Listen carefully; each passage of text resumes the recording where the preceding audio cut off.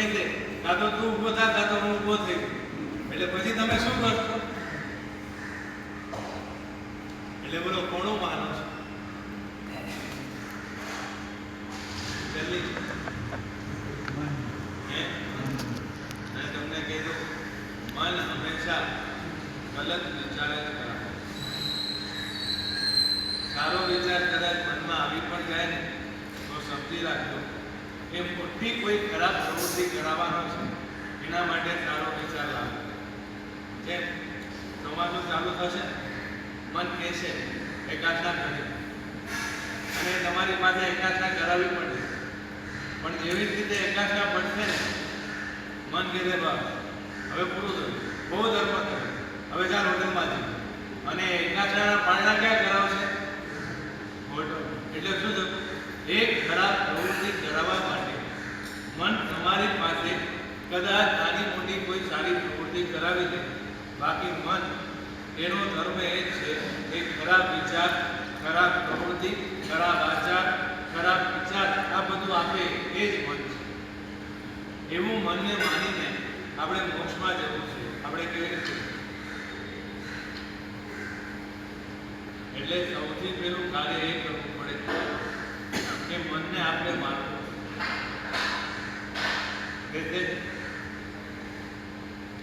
તમને એક દાખલો આપું.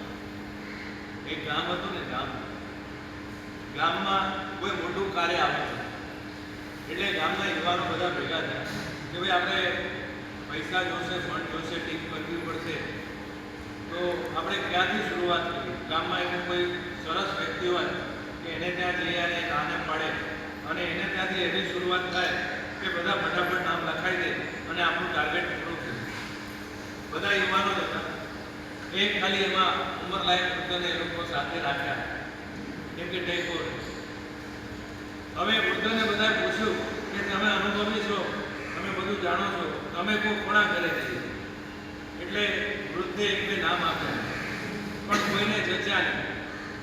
અને યુવાનોમાં એક સૌથી નાનો યુવાન હતો, એને કીધું આ શેઠને ત્યાં આપણે છે. અને જેવું શેઠનું નામ લીધું, વૃદ્ધની સાથે બીજા બધા યુવાનો બોલી ગયા કે આ જે કોનું નામ લીધું? જે ઘરે જઈએ તો દરવાજાને ઠોકે ને તો પણ એમ કહે કે ખોટું ઠોકો નહીં, મારો દરવાજો ઘસાય છે. એવો કોઈ પણ વ્યક્તિ હોય કે જે ઘરે ગયા પછી પાણીનું પણ ના પૂછે, એના નામ તું લે છે અને એને ત્યાં જશું તો રકમ તો શું પાછળ કોઈ પણ નહીં લખા. એ યુવાન કે એને ત્યાં આપણે જવું અને આપણો જે ટાર્ગેટ છે એ બધો પૂરો થઈ જશે. બધા વિચારમાં પડ્યા કે અમને તો વિશ્વાસ નથી થયો, તું ગેરંટી લે. અને યુવાને લીધું કે મારી ગેરંટી, હવે બધા સાથે ચાલો, આપણો જે ટાર્ગેટ છે બધો પૂરો થઈ જશે. અને પહેલું નામ એ શેઠનું આવ્યું. બધાને ખબર હતી આજ સુધી ગામડામાં એટલા બધા સુકૃત થયા, પણ એ શેઠે એક પૈસો લખાવ્યો નથી. એ શેઠને ત્યાં યુવાન જવાની વાત કરે અને સૌથી પહેલી બોલી ત્યાંથી પીવાની વાત કરે, આપણને બેસવું નથી. એટલે બધા યુવાનોએ ખૂબ સમજાવે કે જો ભાઈ તું આ વાત છોડી દે, આપણે કોઈ બીજાને ત્યાં જઈએ. યુવાને કીધું મારા પર વિશ્વાસ રાખતા હો, અને તમને એમ હોય તો હું તમને કહું ને, આપણે જેટલું ફળ જોઈએ એનાથી કદાચ વધારે થઈ જશે, પણ પહેલા આ શેઠને ત્યાં જ. એટલે બધાએ કીધું વિચારી લે, તું ગેરંટી લેતો હોય તો અમને વાંધો નહીં, પણ એને કંઈ અપમાન કર્યું તો અમે સહન ન. એ કે જો તમારું અપમાન કરે, મારું અપમાન કરે, આપણે શું લેવા દેવા? આપણે તો કામથી લેવા દેવા, કામ થવું જોઈએ, અપમાન કેમ કરી લીધું? બધા આ યુવાનો રાજી થયા, પેલા વૃદ્ધો પણ કામ મને રાજી થયા કે જવા દો, બધા નક્કી કર્યું, ચાલો જઈએ. બધા પહોંચ્યા ને શેઠને ત્યાં દરવાજાએ બધાએ ટકોરા માર્યા. શેઠનો નોકરી અંદરથી બોલાવે. શેઠ વિચારમાં પડી ગયા, આટલા બધા ગામના યુવાનો અને આ વૃદ્ધ બધા મારા બારણે સવારે અચાનક શું કામ પડ્યું? એટલે શેઠે આવકાર ના આપો, બધા બારણા પાસે ગયો અને પૂછ્યું શું કામ છે? અને પેલો નાનો યુવાન એ જ બોલી ગયો, શેઠ અંદર તો બોલાવો. શેઠે કીધું જો અંદર આવવાનું ઠીક છે, પણ ચા પાણીની વાત કરતા નથી. યુવાનને કાંઈ નહીં, અંદર તો બોલાવો, ચા પાણી નહીં. અંદર ગયા, બધા બેઠા અને શેઠે પૂછ્યું બોલો શું કામ છે? કોઈ ટીપ માટે આવ્યા હો તો મારી અપેક્ષા રાખતા નહીં. એટલે બધા પેલા યુવાન તરફ જોયું કે જો સમજી ગયો. પેલો યુવાન કે ચિંતા નહીં, હું છું ને. બધાને લાગ્યું આ શું કરશે ખબર નહીં. અને પેલા યુવાને વાત ચાલુ કરી કે શેઠ જો વાત એવી છે ને કે ગામમાં મોટું કાર્ય આવવું પડ્યું છે અને કામે કરવું છે અને એના માટે સૌથી પહેલાં તમારા બારણે આવ્યા. અને શેઠે કીધું મેં હમણાં તમને કીધું ઊભા થઈ જાઓ. યુવાન કે મારી વાત તો સાંભળો. શેઠ કે બોલ કે જો તમારે એવું કરવું છે કે તમારે ખાલી તમારું નામ લખવાનું, એની સામે 5 લાખ રૂપિયા લખવાના, પણ તમારે 1 રૂપિયા આપવાનો, પણ ખાલી તમારું નામ અમારે જોઈએ. આ રજિસ્ટરમાં સૌથી પહેલું નામ તમારું જોઈએ અને એની સામે 5 લાખ રૂપિયા તમારે લખવાના. બાકી 1 પૈસો અમે લઈશું નહીં અને 1 પૈસો અમે પાછો માંગશું પણ.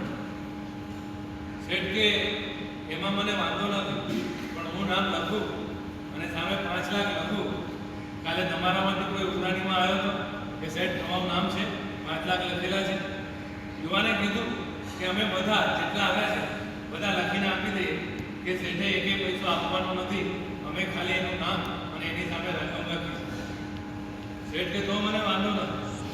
અને શેઠે રજીસ્ટર લીધું, પોતાના હાથથી પોતાનું નામ લખ્યું, સામે રકમ લખી 5 લાખ. અને પછી કીધું લાવો તમારે બધા સિગ્નેચર કરીને આપો કે મારે 1 પૈસો આપવાનો નથી. અને બધા સિગ્નેચર કર્યા કે શેઠનું ખાલી અમે નામ લખ્યું છે, સામે અમાઉન્ટ લખી છે, 1 પૈસો લેવાનો નથી, 1 પૈસો લેવાનો નીકળતો નથી, ભવિષ્યમાં કોઈ શેઠ પાસે માંગશે. અને નીચે જેટલા યુવાનો હતા બધા સિગ્નેચર અને સિગ્નેચર કરીને પેપર શેઠને આપી દીધું કે શેઠ તમારી પાસે કોઈ બાંધવા આપશે નહીં. અને કદાચ કોઈ આવે તો આ પેપર બતાવો. શેઠ રાજી થયો, ત્યાં તો સારું, પહેલું નામ મારું અને 1 રૂપિયો આપવાનો નહીં. અને બધા યુવાનો પહેલા યુવાન તરફ જોયે કે ડબ્બો શું થયું છું, 5 લાખ લખ્યા પણ ડબલો તો 1 રૂપિયો નહીં. અને બોડી આનાથી કરાવી આપણું થશે શું? એ કે હવે તમે જુઓ ખાલી, હવે ચાલો આપણે ત્યાં જવાનું છે. બધા કે એનાથી શું થશે? એ કે તમે ચાલો તો ખરા. હવે ગયા અને જેને રજીસ્ટર આપે એ નામ જોઈએ પેલા શેઠનું કે આ શેઠ આ સુધી 1 રૂપિયો નથી આપ્યો, 1 રૂપિયો નથી આપ્યો અને 5 લાખ લખ્યા. એટલે બીજાને સીધો વિચાર આવે હવે 51,000 કે એવું કંઈ આપવાની વાત હોય, પણ એમ જોયું કે આને 5 લાખ આપ્યા છે તો મારે તો વધારે જ આપવા છે. એટલે બધાએ ધાર્યા કરતા વધારે કે મારા એટલા. અને જે પોતાનું નામ લખે એ તરત શેઠને ફોન કરે. શેઠ કમાલ કરી દે. શેઠ કે શું થયું? અમે 5 લાખ લખ્યા, તમારા 5 લાખ જોઈને મેં 2 લાખ લખાઈ દીધા. આમ તો લાખ જ લખાવાની ભાવના હતી, પણ તમારા 5 જોયા તો મેં 2 લાખ કરી દીધા. ખરેખર તમે જોરદાર કામ કર્યું. અને આમ જો સાંજ સુધી શેઠને ફોનની લાઈન લાગી. આજ સુધી એ શેઠ પર ફોન નતા અને આજે આખા ગામના ફોન એમના પર. શેઠ વિચારમાં પડી ગયો કે યાર 1 રૂપિયા આપ્યો નહીં, છતાં આટલું બધું નામ મળે તો આ લોકોને કંઈ આપી દેવું. એટલે સાંજ સુધીમાં પેલા યુવાનોનો તો ફોટો પૂરો થઈ ગયો. બધા રાજી થઈ ગયા કે આ તો યાર જોરદાર ટ્રીક છે. આપણે ફંડ પૂરું થઈ ગયું, હવે આપણે કંઈ જોતું નથી, ચાલો ઘરે જઈએ. બધા ઘરે જતા હતા અને ત્યાં પેલા શેઠનો ફોન પેલા યુવાન પર આવ્યો, નાના યુવાન. અને એમને કીધું તમે ક્યાં પહોંચ્યા? બસ કે હવે અમે બધા ઘરે જઈએ છીએ, સાંજ પડી ગઈ છે. તો કે જો એક કામ કરો, કાલે સવારે તમારે બધાએ મારા ઘરે આવવાનું અને તમારો શાહી નાસ્તો મારા ઘરે છે. તો યુવાન વિચારમાં પડી ગયો કે મારા એકલાનો નહીં, તમે જેટલા આવ્યા હતા ને અને બીજા 2-4 લઈ આવવા હોય તો છૂટ મારે, બધાને લઈ આવજો, તમારા બધાનો શાહી નાસ્તો મારા ઘરે છે. પેલા યુવાને બધાને સાંભળો. બધા વિચારમાં પડી ગયા કે આ શેઠ શાહી નાસ્તો કરાવશે, ખબર નહીં શું કરાવશે, કે ભૂખા તો નહીં મોકલે. પેલો યુવાન કે કાંઈ નહીં, હવે બોલાવે છે તો બોલાવે અને કાંઈ ન મળ્યું તો બહાર નાસ્તો કરી લેશે.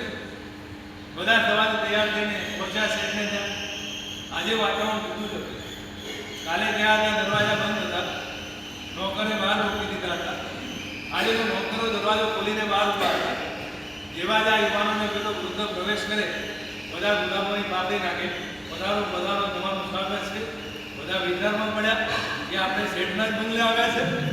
એટલે યુવાન કે હા એનો જ બંગલો છે, ચાલો હજી તો ઘણું બધું બાકી છે, આ તો હજી ટેલર છે, આપણું પિક્ચર અંદર હશે. અંદર જાય હજી તો બારણે પહોંચ્યા અને ત્યાં શેઠ પોતે ઉભા હતા.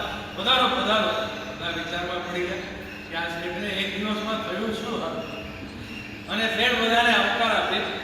અંદર જોયું તો બધા માટે ચાંદીની થાળી, ચાંદીની વાટકી, ચાંદીની ચમચી. બધા વિચારવા પડે કે આ તો શું છે, રાતોરાત થયું શું? અને બધાને બેસાડ્યા પ્રેમથી અને એક પછી એક વાનગી આવી. બધાએ ભરપેટ નાસ્તો કર્યો અને નાસ્તા કર્યા પછી પેલા એમાંને કીધું શેઠ બહુ બહુ આભાર, બહુ સરસ મને તમારે મોટાશી કરાવી, હવે અમે બધા જઈએ. પેલો શેઠ ઉભા કરો. બધાએ વિચાર્યું હવે આ શેઠ શું કરવાનું, હવે તો પ્લેટ ભરાઈ ગયો, હવે અંદર જાય એવું પણ નથી. પેલો શેઠ કે તમે બધા બેસો, મારે તમને વાત કરી. બધા બેઠા. શેઠે કીધું કે કાલનો જે દિવસ પસાર થયો છે મારા જીવનનો સર્વશ્રેષ્ઠ દિવસ છે. આજ સુધી આખા ગામના આટલા બધા ફોન મારા પર ક્યારે નથી, પણ કાલે આખા ગામના ફોન આવી ગયા અને એમાં મેં એક રૂપિયો પણ આપ્યો નહોતો તો પણ આટલા બધા ફોન આવ્યા. તો મને એમ લાગે છે કે આટલા પછી તો કેટલું થશે. એટલે ભલે કાલે મેં તમારા સિગ્નેચર લીધા પણ એક પેપર હું પાડું છું અને તમને એક વિનંતી કરું છું, મારા તરફથી 11 લાખ આ કામ માટે દે. કેટલા લખાયા, કેટલા આપ્યા, કેટલા એક પણ નહીં. અને હવે કેટલા આપે? 11 લાખ. સામેથી પેલો શેઠ કહે છે મારા તરફથી 11 લાખ આપવાની, 11 લાખ હમણાં ને હમણાં લઈ જાઓ. અને બીજી મારી એક વિનંતી છે, ભવિષ્યમાં કામમાં કોઈ પણ કામ હોય અને જરૂરત પડે તો સૌથી પહેલા મારા આ શું મનને મારો, મનને મનાવો અને મનને છોડાવો. આજ સુધી આપણે મનનું માન્યું છે પણ હવે મનને મારવાનું, કેમ કે સાધનાનું પહેલું પગથિયું એ મનને મારવાથી શરૂઆત થાય. કેમ કે જ્યાં સુધી આપણું મન છે ત્યાં સુધી કદાચ આપણે સાધના કરી પણ લઈએ તો એ બધી સાધના ઉપર ચાલી આવશે. પણ મનને માર્યા પછીની જે સાધના હશે એ જ સાધના આપણને પ્રભુ બનાવે છે. બોલો વર્ષિત તમે તમારા મનથી કર્યા કે વર્ષિત પ્રભુની આજ્ઞાથી માટે? સાચું કીધું. જલ્દી બોલો. પ્રભુની આજ્ઞા આપી એટલે કરે ને. એ તો બરાબર, પણ સંઘમાં બેસતા તટાતા માટે કર્યા. હવે બોલો. સામૂહિક તપ હતું એટલે જ કરેલું થાય. હા, આમાં પાછું સામૂહિક તપ આવી. સમૂહનું પુણ્ય વધારે પડે ને.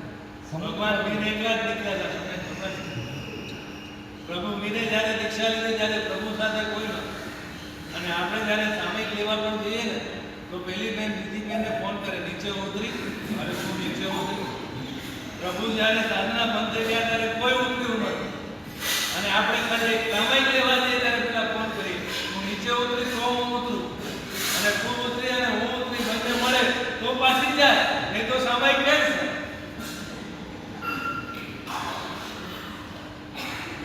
આવી તો આપણી સાધના. બોલો વર્ષિત પ્રભુની આજ્ઞાથી માટે કર્યા, વર્ષિતના અભ્યાસના સંગમાં થતા હતા માટે.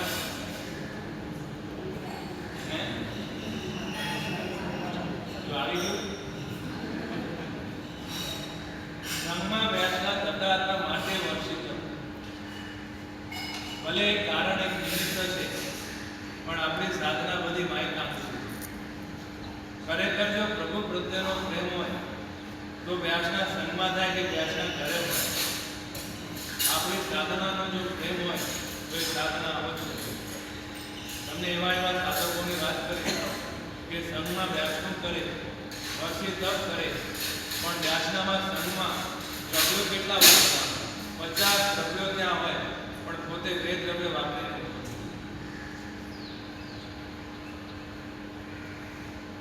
એટલે મેં કીધું ને, મનનું માનીને જ્યાં સુધી સાધના કરશો ત્યાં સુધી પ્રભુનું મિલન નહીં થાય.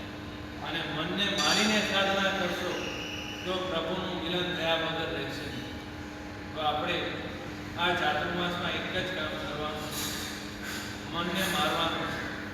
જેમ કે પ્રવચન સમજો 7:30 વાગ્યાનું હશે, મને કહેશે હજી તો સાહેબ આવશે, બધા વંદન કરશે, માંગલિક કરશે, પછી પ્રવચન ચાલુ થશે, એટલે 7:40 થઈ જશે. તો આપણે 7:45 જ પહોંચી, એટલે સીધું ચાલુ ગાડીમાં બેસી જઈએ. બરાબર?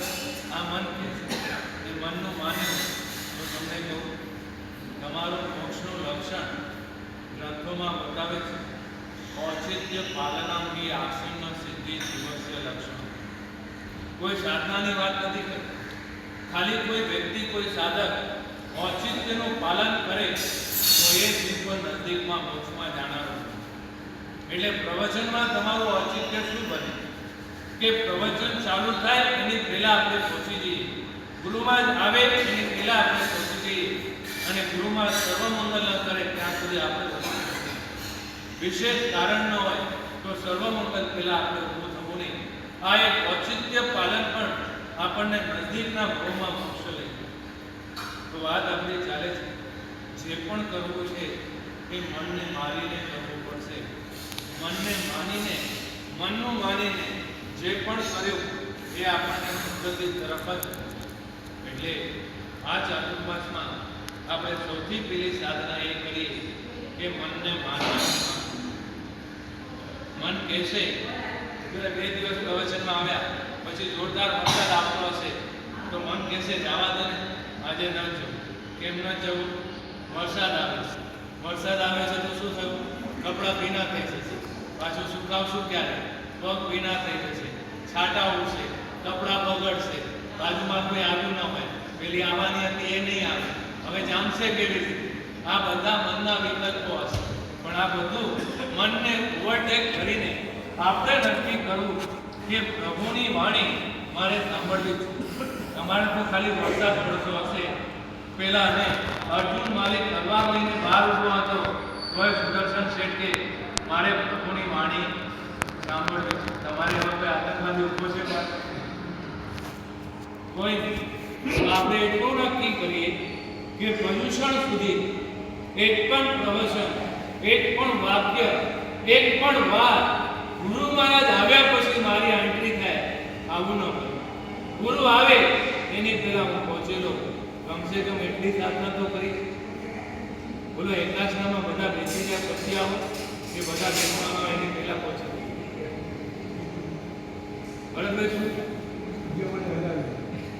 એમાં બધા વહેલા અને બોલો એમાં સમજો દૂધીનો હલવો બનાવ્યો, બરાબર છે, અને 4 લાઈનમાં દૂધીનો હલવો ફર્યો, બરાબર, અને જે 5મી લાઈન હોય એ બધાને દૂધીનો હલવો ફરતો દેખાયો. કેમ કે તમારી બધાની નજર તો કેવલીની નજર હતી. આ તો ઠીક છે, લાઈનમાં દૂધી હલવો આવી ગયો. ઘણા બધા તો પેલા એકાદશનું કરવા જાય કાઉન્ટર પર જોઈ લે કે શું શું પડ્યું છે, અને એમાંથી કાંઈ ના આવે તો તરત કે યાર પેલું પડ્યું છે આપો તો ખરા. અને સમજો 4 લાઈનમાં દૂધીનો હલવો પડ્યો, 5મી લાઈનમાં જેટલા બેઠા હોય બધાએ જોયું હોય કે 4 લાઈનમાં દૂધીનો હલવો પડ્યો, પણ 5મી લાઈનમાં આવ્યો ન, બરાબર, એ લોકો રાહ જોવે પણ હજી આવે નહીં, તો પછી એ લોકો શું કરે? સાહેબ તમને નહીં ખબર, બોલો પછી શું કહેવું? જલ્દીમાં શું કરો? આ મહિના સુંદરી અમુક ગામમાં બહુ એક્સપર્ટ હતા. બોલો શું કરું? હે જલ્દી બોલો. હે એમને પણ ખબર હતી. રાકેશભાઈ બોલો શું? જલ્દી બોલો. હું એક સંઘમાં ગયો ને તો ત્યાં જવાબ એવો મળ્યો, મહિના સુંદરી જવાબ આપ્યો કે સાહેબ અમે કહી દઈએ કે જો પેલો દૂધીનો હલવો પડ્યો ખબર થઈ જશે પછી આપવું પડશે, એના કરતાં આ લાઈનમાં આવ્યો નથી આપી દો ને. આવું જ કંઈ અહીંયા દામોદરવાદી વાળા તો નહીં જોતા. અહીંયા તો બધા તીર્થંકરની આત્મા છે, આવી તીર્થંકર થવાના છે. કૃષ્ણ મહારાજે પણ તીર્થંકર નામકરણ બાંધેલા. અહીંયા બધા તીર્થંકરના જીવો છે, એટલે મારે તીર્થંકરની આસાધના કરવી નથી. કેમ કે તીર્થંકરની આસાધના એ દુર્ગતિમાં તો થઈ જાય પણ ભવિષ્યમાં શાસનની પ્રાપ્તિ પણ ન થાય. એટલે અમે બધા તો તીર્થંકરના જીવો છો, તો અહીંયા તો આવું બધું નહીં જ થાય. એટલે તીર્થંકર તો દેશનામાં પહેલાં જ પહોંચી જાય, કેમ કે દેશના તીર્થંકરને જ આપે. અને આ તો હું આપું, આ બાકી તમને બધાને ઊભા કર્યા હોય તો મારા કરતાં એક એક ચોર્યાસી દેશના અતુલભાઈને તો આપણે રોજ સાંભળીએ જ છીએ. એવી રીતે દામોદરમાં બધા એક કરતા એક જોરદાર છે. તો આ વખતે ખાલી સાધના એટલી કરીએ કે જે પણ કરવું છે એ મનને માનીને કરવું. કેમ કે મનનું માનીને જે કર્યું એ આજ સુધી આપણને રોંગ ટ્રેક પર લઈ ગયું. આ વખતે આપણે જે કરવું એમાં સૌથી પહેલું પગથિયું એ કે મનને મારીને કરવું. મન તમને ગલત જગ્યાએ લઈ જશે. મન તમને વારંવાર કહેશે એક ઉપવાસ કરશો માથું દુખશે, મન કહેશે પાણું કરે, પણ નહીં. આ વખતે તો ગમે તે થઈ જાય, માથું દુખે, પગ દુખે, પડી જાવ, ફ્રેક્ચર આવે, કાટલા પર પડવું પડે, ગમે તે થાય, પણ આ વખતે મારે મનનું મારવું નથી. એટલે સૌથી પહેલી સાધના આજના આ ચાતુર્માસમાં આપણે આ કરીએ. હજી આપણી પાસે આજનો અને કાલનો 2 દિવસ છે, એટલે એની સાધનાની શરૂઆત આજથી કરજો. આજે સાંજ થશે એટલે મન કહેશે ચલો બહાર જઈ આવે, ચાલો મન ફરવા જઈએ. એવી રીતે ચાલો મન જીતવા જઈએ. આ મન જીતવાની સાધના આપણે આજથી ચાલુ કરવાની છે. એટલે એટલું નક્કી કરવું કે આ ચાતુર્માસમાં મારા મનને મારે જીતવું છે. કોઈ બીજાને જીતવાની જરૂર નથી, અને મનને જીતી લીધું એને બધી જીતી. આનંદગર મહારાજે મુક્તુનાથ ભગવાનના સ્તવમાં એમ જ લખ્યું છે, મનડું થી મહીના બાજુ મન વશ આણે એટલે સગલું આણે. મનને જીતી લીધો એ બધાને જીતી ગયો. તો આજની આપણી ચાતુર્માસની એક જે વિશેષ સાધના હશે એ સાધના એ જ શરૂઆત કરજો મનને જીતવાની. અને મનને જીતવા માટે મનને મારવાની સાધના કરવાની. હવે જે મુખ્ય વાત આપણી ચાલે છે, ચાતુર્માસ એટલે શું? એની 2 વાત થઈ. ચાતુર્માસ એટલે જાગૃતિ, ચાતુર્માસ એટલે બીજું કાલે શું કીધું? જહાવું. આજે ત્રીજો વિકલ્પ છે. ચાતુર્માસ એટલે શું? તો કે ચાતુર્માસ એટલે થોડું.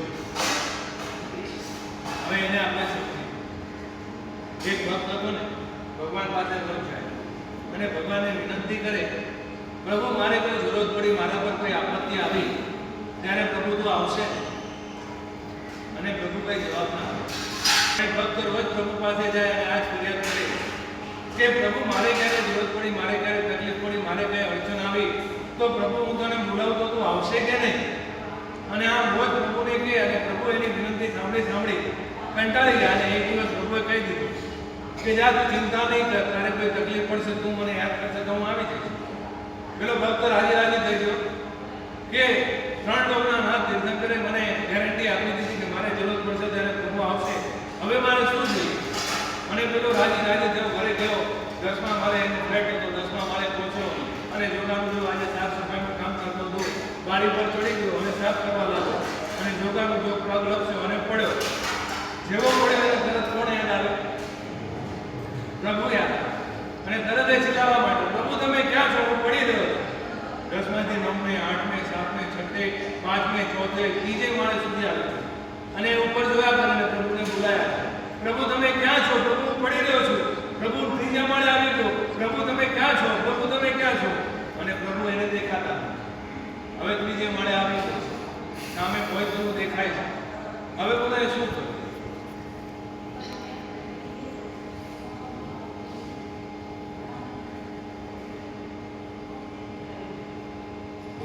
પ્રભુજી નારાજ થઈ ગયા. પ્રભુજી નારાજ થઈ ગયા. પણ હવે એ વિચારીને તો કોઈ મતલબ નથી. હવે કરે શું? 10મા માળેથી 3જા માળે સુધી પ્રભુને બોલાવ્યા, પણ પ્રભુ હજી દેખાતા નથી. પ્રભુનો અવાજ સંભળાતો નથી. પ્રભુના ક્યાંય દીદાર થતા નથી. હવે 3જા માળે આવ્યા પછી એ શું કરે?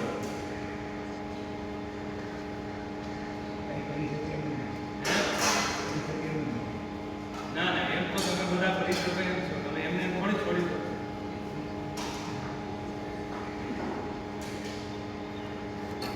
બોલો શું કરે?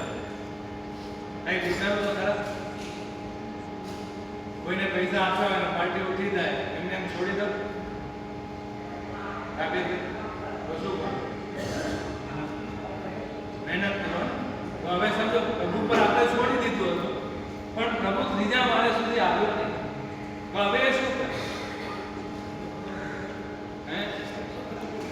બચવા માટેના પ્રયત્ન કરો.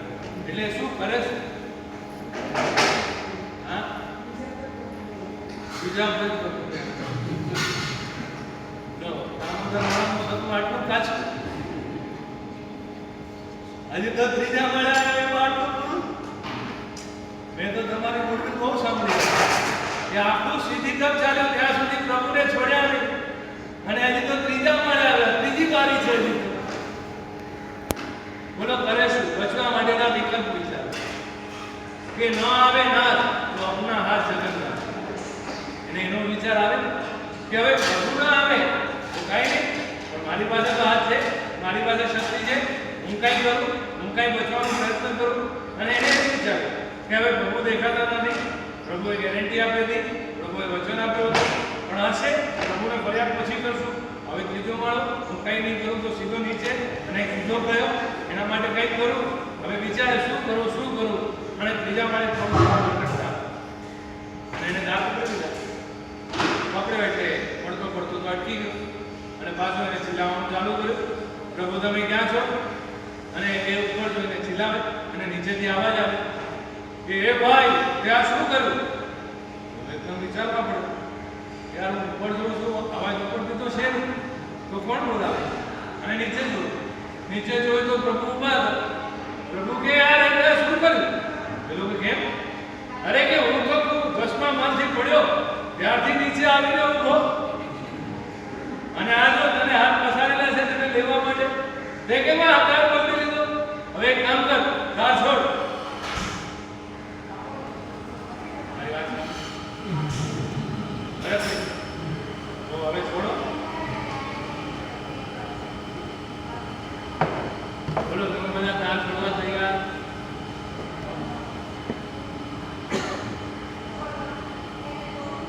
ક્યાં ગયા? એને જોતા હતા બીજા પ્રભુને યાદ કરી. હવે સમજો પ્રભુ નીચે ઊભા છે, પ્રભુના દર્શન આપણને થઈ ગયા, પ્રભુ આપણને જીવવા માટે તૈયાર છે. હવે પ્રભુને ભેટવા માટે માત્ર કન્ડિશન એટલી છે કે દસમા માલે આપણે ભૂલથી પડ્યા હતા, પણ ત્રીજા માલે આપણે જાણી જોઈને જે તાર પકડી લીધા છે એ તાર છોડવાના છે. પંડિતજી શું કરો? તમે કાલે આગળ હતા ને આજે પાછળ કેમ ગયા?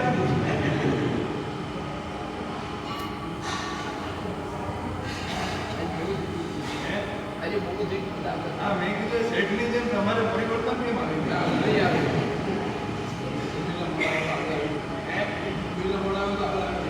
કોણ? એ પણ પંડિતજી તો અહીં પણ આગળ જ આવે. પંડિતજી બોલો જલ્દી, તાર છોડો છો? એ વખતે વિચાર નથી આવતો. એ વખતે વિચાર નથી આવતો. હવે તાર છોડતો બધા અરે પણ પ્રભુ નીચે ઊભા છે. અંદરથી વિશ્વાસ છે, પણ બહાર અરે અંદરથી નહીં, સાક્ષાત દેખાય છે. જો હું તમને દેખાવું ને, દેખાવું, પ્રભુએ મને જ મોકલ્યો કે તું જીવી લે. હવે હું જીવવા આવ્યો, તમે દાર છોડો. બોલો તમે બધા દાર છોડો ખરા?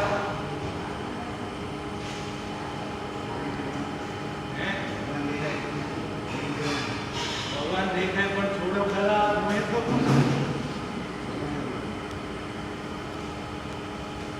જલ્દી બોલો. વિપુલભાઈ શું છોડો?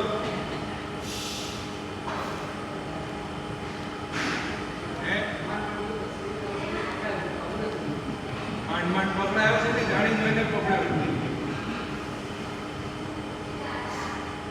એ તારે વિચાર કરતો હશે કે આ ક્યાં મને પકડીને બેઠો. બોલો આપણને પ્રભુ મળી શકે એમ છે, આપણે તાર છોડવા તૈયાર છે.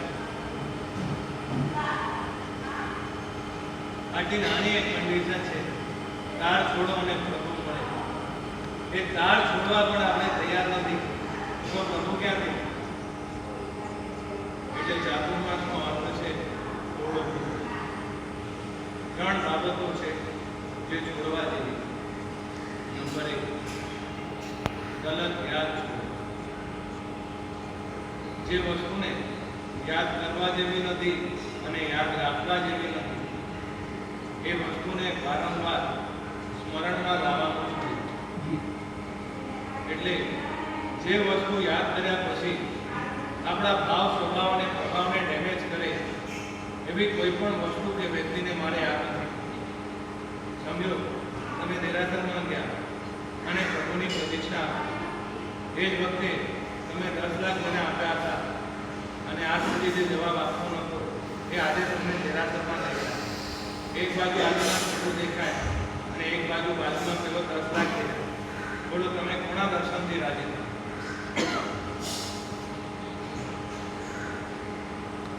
જલ્દી બોલો,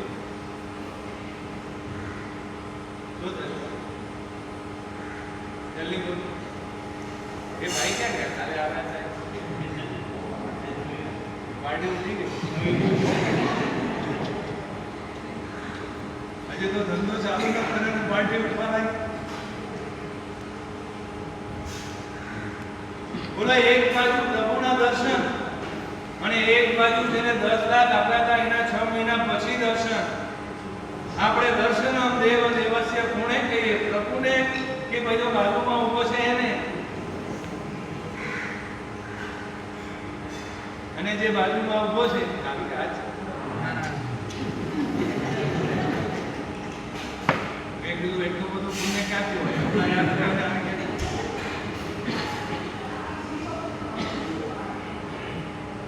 અને બોલો, પ્રભુના દર્શન કરીએ, પ્રભુનું મોઢું જોઈએ અને આપણને શું યાદ આવે? અને પેલા વ્યક્તિનું મોઢું જોઈએ અને આપણને શું યાદ આવે? જલ્દી બોલો તો ચાલો. ડોગરા દર્શન પેલા ફટાફટ કરી ધ્યાન રાખજો, બહાર જતો નથી રહેતો ને. પણ 10 વાર કરો. પણ પ્રભુ તમારી રાહ જોવે કે આ બહાર ન જાય, કેમ કે આ અંદર છે ત્યાં સુધી સુરક્ષિત છે. બહાર ગયો તો પતી ગયું. અને બોલો, તમે અહીંયા આવો ત્યારે કેટલા ડાયા લાગે. મને એમ જ થાય બધાને દીક્ષા આપો, પણ તમે બહાર જાઓ કે ખબર નહીં તમને શું વળગી જાય. તમારો ઓરિજિનલ રૂપ જોવો હોય ને તો ઓફિસ પર દેખાય, બહાર દેખાય, નાકા પર દેખાય, ગાડી પર દેખાય. બાકી અહીંયા જેટલા તમારા રૂપ દેખાય ને એ બધા કેવા છે? AI થી ક્રિએટ કરેલા.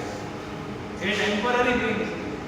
બહાર જાઓ એટલે તમારું વાસ્તવિક રૂપ બહાર આવે. એટલે તમે એનું ધ્યાન રાખો કે એ ક્યાં જાય અને પ્રભુ તમારું ધ્યાન રાખે કે આ મારા શરણે આવેલું પાછો ક્યાંક ગયો નથી. એટલે ચાતુર્માસમાં છોડવા જેવું છે. આવી યાદો છોડી દો, આવા પ્રસંગો છોડી દો, આવા વ્યક્તિઓને છોડી દો, એ ઘટનાઓને છોડી દો કે જે ઘટના તમારા મનને બગાડી દે. કેમ કે એ ઘટનાનું સ્મરણ તમારી સાધનાને બગાડી દેશે. વિચાર તો કરો, તમે ઉદ્યાન કર્યો હોય અને જેને ત્યાં ઉદ્યાનનું ફંડ ભર્યું હોય એને ત્યાં તમારા 20 લાખ બાકી હોય અને એને ઉદ્યાન કરાવ્યા હોય અને તમારે ઉદ્યાનની માળ હોય અને એ બધાને સોનાની ચેન પહેરાવે અને તમને પણ સોનાની ચેન પહેરાવવા આવે. તમે શું કર્યું છે? ઉદ્યાનની સાધના કરી છે. અને એ વ્યક્તિ તમને સોનાની ચેન પહેરાવે પૂર્ણાહુતિના પ્રસંગે. બોલો, એ વખતે એ વ્યક્તિ તમને ચેન પહેરાવે ત્યારે તમારા મનમાં શું વિચાર ચાલે? જલ્દી બોલો. અને રોજ દેવી કરવા જાઓ ત્યારે એ જ વ્યક્તિ રોજ બંગાળી મીઠાઈ લઈને આવે, રોજ વાનગી લઈને આવે અને તમને કહો યાર લે લે વાપર ને, તમને બોલો શું વિચાર આવે? અરે બોલો તો ખરા.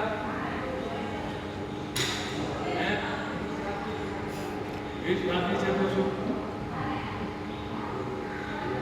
20 બાકી છે તો શું? બોલો તો ખરા. આટલા ઠઠારા કરે છે.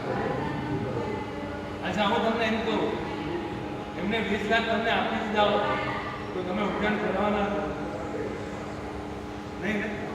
તમે તો એને ધન્યવાદ આપવા જોઈએ કે જો એ મારા 20 લાખથી ઉદ્યાન કરાવ્યા અને મને આટલો સરસ લાભ મળ્યો, બાકી આ 20 લાખ મારી પાસે હોત તો હું ઉદ્યાન કરાવવાનો ન હોત. એટલે હવે ક્યારે પણ જોઈએ અને આવું જો સત્કાર્ય કરાવવાનો હોય તો મારી પાસેથી લઈ જજે. ભાઈ આવો વિચાર આવે પાછું સર્વ પર આવી ગયું. સર્વ તો ઘણું બધું છે. પેલો પંડિતજી લગ્ન કરાવતો હતો, એ કહેતો હતો સાવધાન સાવધાન તમારા વખતે બોલો તો. મને તો ખબર નહીં કે લગ્ન કર્યા જ હે હા જ્યારે સાંભળવાનું હતું જે સાંભળવાનું હતું એ સાંભળ્યું અને હવે આખી જિંદગી સાંભળવું પડશે એટલે ચાતુર્માસમાં એટલું એવી કોઈ પણ ગલત ઘટના ગલત કૃતિ ગલત વ્યક્તિ ગલત પ્રસંગ યાદ કરવો નહીં કે જે આપણી સાધનાને નિષ્ફળ બને. તમને ખબર હશે ભવદત્ત અને ભવદેવ બે ભાઈઓ અને એક ભાઈની દીક્ષા થઈ બીજા ભાઈને હજી કોઈ એવા ભાવ નથી એને તો લગ્નની વાત છે અને લગ્નનો દિવસ અને અહીંયા જેની દીક્ષા થઈ છે એ ગુરુમાનને કહે છે કે મારા સ્વજનોને પ્રતિબોધ કરી આવો અને જાય ત્યારે ખબર પડે કે લગ્નની તૈયારી ચાલતી હોય બધા બીજી હોય અને એ મુનિ પર કોઈનું ધ્યાન ન જાય અને એ મુનિ મહાત્મા પાછા રિટર્ન આવી જાય રિટર્ન આવે એટલે એના બધા ગુરુભાઈઓ કોણ ના પાડે કે જો પ્રતિબોધ આપવા ગયો તો કોણે લાગો સાથે કોઈ આવ્યું તો નહીં શું પ્રતિબોધ આપવા ગયો અને એને મનમાં લાગી જાય એટલે ફરી નક્કી કરે કે હવે જાઉં છું ફરી પ્રતિબોધ કરવા જાય પાછો અને લગ્નનો પ્રસંગ અને ભાઈ ઉપર પોતાની પત્નીને શણગારી રહ્યો છે અને નીચે બધાનું ધ્યાન જાય કે ભાઈ આ તો એમના મોટા ભાઈ આવ્યા ગોચરી અને બધા બોલાવે અને ઉપરથી બૂમ પાડે છે નીચે આવો ભાઈ મારા ગોચરી આવે છે બોલાવો અને એ પણ બોલાવે અને ભાઈ મારા જે ટેકનિક કરે શું કરે હવે બધા સાંભળેલું શું કરે હે ઉપાસના સુધી મૂકવા આવે બીજું શું કરે ભાઈ મારા જે પાટલું હોય એ ભરાય એમ તો પાટલા અમારા પાટલા તમને અપાય નહીં પણ છતાંય એ ભાઈને એમ હતું કે એમને એમ તો આવશે નહીં એટલે એમને કીધું અને ભાઈ મારે વિનંતી કરી કે આટલું બધું વજન તમે ઉપાડી શકશો નહીં તો મને આપી દો અને ભાઈને તો એ જ જોતું હતું આપી દીધું એક પાટલું એ પકડ અને ચાલ મારી સાથે અને હવે તો તમે બધા હોશિયાર છો એટલે હવે તો તમે બોર્ડર લાઈન ક્રોસ કરતા જ નથી ઘરમાં જ ઉભા રહો અને અમને કહો સાહેબ બાજુનું ઘર પણ જેટલું છે ઉપરનું ઘર પણ જેટ છે અને નીચે ઉતરી જજો તો બાજુની બિલ્ડિંગમાં પણ બધા જેમ છે કોઈને પૂછી લેશો તો બતાવી દેશે કેમ કે તમને પેલો પ્રસંગ યાદ છે કે હું મારા સાહેબ પાસે ગયો અને કાંઈક આવું થઈ ગયું તો એટલે પહેલાથી જ સેફટી અને પેલો ભાઈ સાથે છે આ તો હાથમાં છે અને ભાઈ મારા છે બોલતા જ નથી પેલો ચાલતો જાય વાત કરતા જાય અને છેક ઉપાસના સુધી પહોંચી જાય અને ઉપાસનામાં અંદર એન્ટ્રી મારે અને બધા વિચારે કે ભાઈ આ કોને લઈ આવ્યા મારા ભાઈને લઈ આવ્યા દીક્ષા આપવા માટે અને ભાઈ મારા કહી દે કે હા હું મારા ભાઈને લઈ આવ્યો અને દીક્ષા લેવી છે બોલો લેવી હતી નથી લેવી પણ છતાંય ભાઈ મહારાજના મોઢેથી શબ્દો નીકળી ગયા કે આને દીક્ષા લેવી છે તો હવે એને ઓવરટેક કેવી રીતે ના કેવી રીતે પડાય મારા ભાઈને ગુરુદેવ છે મારા ભાઈને ઇજ્જત નહીં અને ગુરુમાં આચાર્ય ભગવાનની સામે જઈને આ કે અમારા ભાઈ છે અને એમની ઈચ્છા છે દીક્ષાની આપ એમને સંયમ જીવન આપો અને પેલો કંઈ બોલી શકતો નથી દીક્ષા થઈ જાય દીક્ષા વેશ પરિવર્તન પણ થઈ જાય પણ એ વેશ પરિવર્તન થયા પછી પણ બધું ભૂલ્યા પછી પણ એ વ્યક્તિ એક વસ્તુને ભૂલી શકતો નથી કોણ હતું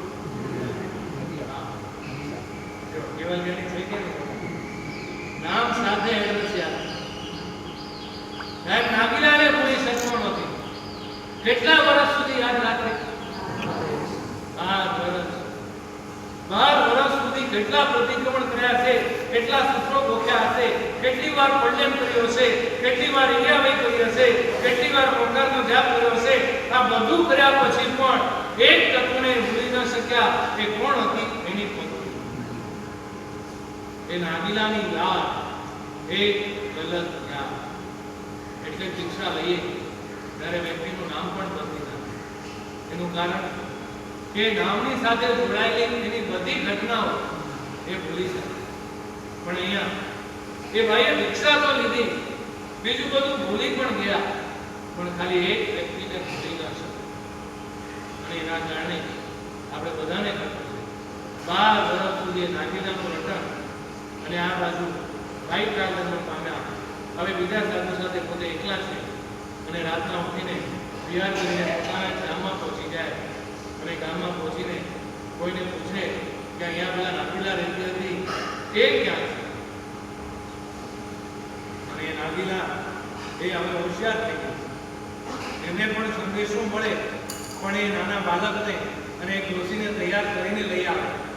ત્યાં કૂવાના બાજુમાં ઊભા છે અને ત્યારે પેલો નાનો બાળક પેલી ડોશીને કહે કે મને જમવાનું આમંત્રણ મળ્યું છે, આજે જમવા જવાનું છે, એટલે એક કામ કર, સવારે જે ખાધું છે એવી કંઈ દવા આપી દે કે જેનાથી એ બધું વોમિટ થઈ જાય, કેમ કે ત્યાં ભિક્ષા પણ છે અને સાથે બહુમાન પણ કરવાનું છે. વોમિટ કરી દો અને એ તું રાખી મૂકજે, ત્યાં જમીને આવ, સાંજે પાછું આવ આપણે. એટલે પેલો ભોદેવ કે આ શું, આ છોકરો ગાંડો થઈ ગયો છે?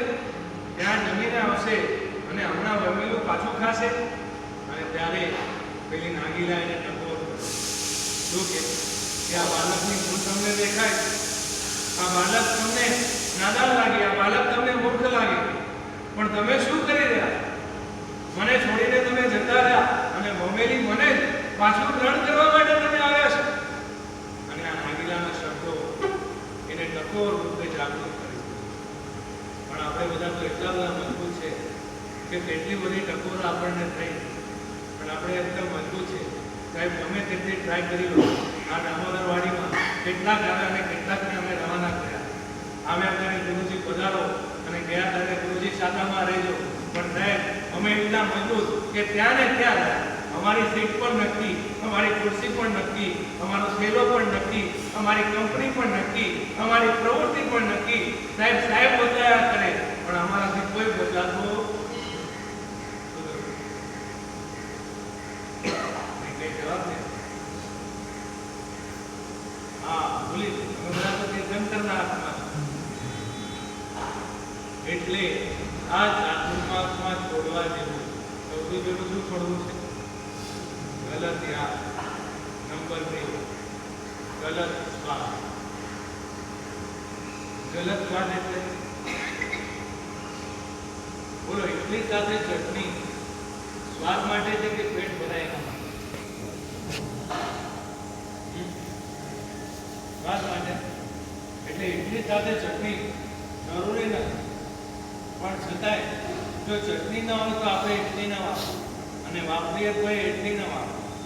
જેમ કે તમે કહો સેવ મમરા હોય પણ એમાં ચટણી ન નાખતું હોય તો એ સેવ મમરા આપણે કેટલા એમાં મહેનત બહુ, પણ ચટણી નાખી દીધી હોય પછી ભેળ બની જાય તો એ ભેળ બહુ ઉપડે અને આરામથી અંદર ચટણી. એવી જ રીતે અત્યાર સુધીની જે આપણી ધર્મ આરાધનાઓ છે એ સેવ મમરા છે, એને જો મસ્ત બનાવી હોય તો કાંઈ કરવાનું નથી, એમાં ખાલી ચટણી નાખવી. ચટણી નાખવી એટલે કન અને ધન તો જોડાયેલું છે. મનને એ ક્રિયામાં જોડી દો તો આપણું ભેલ બને. એટલે દરેક ક્રિયાઓમાં મન એટ્રેક્ટ કરીને ક્રિયાઓ કરો.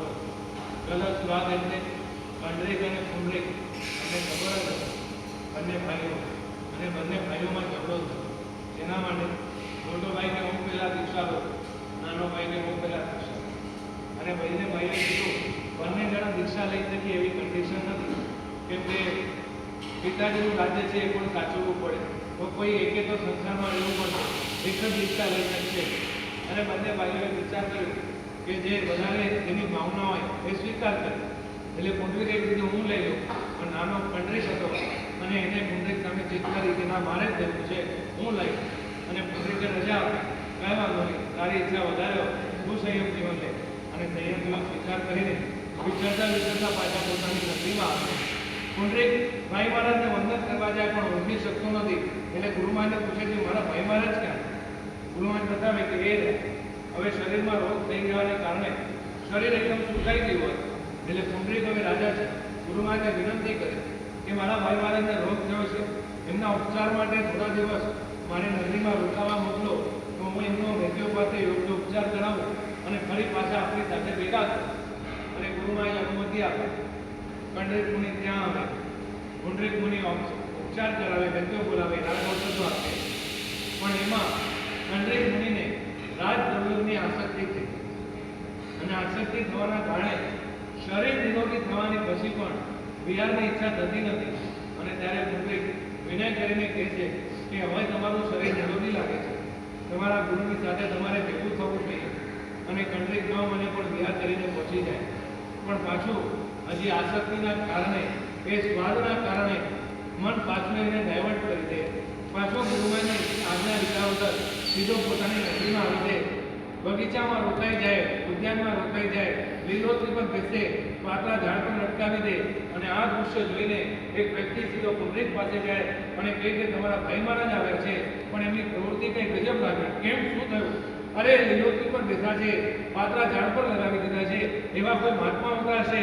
અને પુંડરીક જાય છે.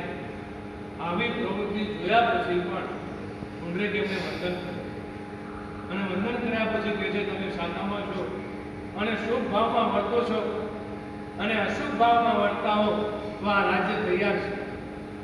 અને કંડેક કે હું અશુભ ભાવમાં વર્તું છું. અને જ્યારે કંડેક કે તો લો આ રાજ્ય તમારું અને લાવો તમારો વેશ, આ વેશ મારો. અદલા બદલી થાય છે અને કંડેક વિચારે છે કે વર્ષો સુધી જે ખાવાનું મળ્યું 1000 વર્ષનો સંયમ કર્યા. 1000 સંયમ કર્યા 1000 વર્ષનો. અને કંડેક વિચારે કે આજ સુધી જે ખાવાનું મળ્યું આજે ખાવાનું છે કેમ કે હવે હું રાજા થઈ ગયો. ભક્ષા ભક્ષનો વિવેક છોડીને દરેક વસ્તુ આખંડ વાપરે અને એના સેવકો બધા વિચારે કે આ વ્રત છોડીને પાપી જીવો છે, એનો ઉપચાર આપણને કરાય અને વેદના ઉપડે. અને ત્યારે કંડેક વિચાર કરે કે મારા સેવકો હોવા છતાં પણ આ બધા મારી સેવા કરતા નથી. કાલની સવાર પડવા દો, સવાર થાય એટલે આ બધાને કરાવી નાખે. અને આ બાજુ પેલો પુંડરીક વિચાર કરે કે આ 1000 વર્ષ સુધી મારે રાજ્ય ભોગવવું પડ્યું. બાકી ભાઈ મહારાજે એ દિવસે જ જો કહી દીધું હોત તો પહેલા હું સંયમ લઈ લે. કાંઈ નહીં, આજે સંયમ વેશ મળ્યો. હવે જ્યાં સુધી યોગ્ય ગુરુ ન મળે ત્યાં સુધી આહાર પાણીનો ત્યાગ. ગુરુ મળ્યા પછી દીક્ષા લે એની પાસે જીવન અને અંતર કરી એ સદગતિ જાય.